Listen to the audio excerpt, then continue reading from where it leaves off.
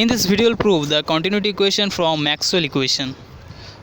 So first of all, consider Maxwell equation, that is curl of H, that's equals to J vector plus del D del T. Okay. Now take divergence on both sides of this equation and we get divergence of curl of H, that's equals to divergence of J plus divergence of del D del T. Okay. Now divergence of curl of any vector is equal to 0, so that is equals to 0, and this is equal to divergence of J plus, we can write this term as del del T of divergence of D. Okay. Now from Gauss theorem we get, that is divergence of E vector, that's equals to rho by epsilon naught.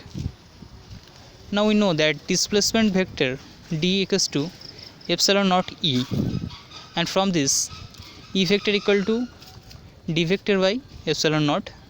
Now put the value of E vector, in that case we get, that is divergence of D vector by epsilon naught vector equals to rho by epsilon.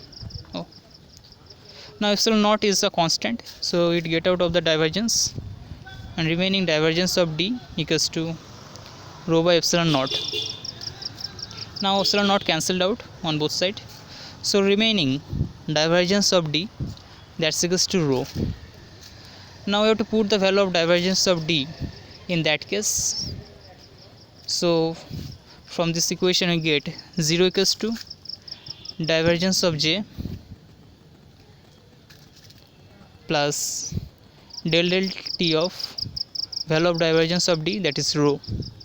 Thus we get, that is divergence of J plus del rho del T equals to 0, and that is the continuity equation.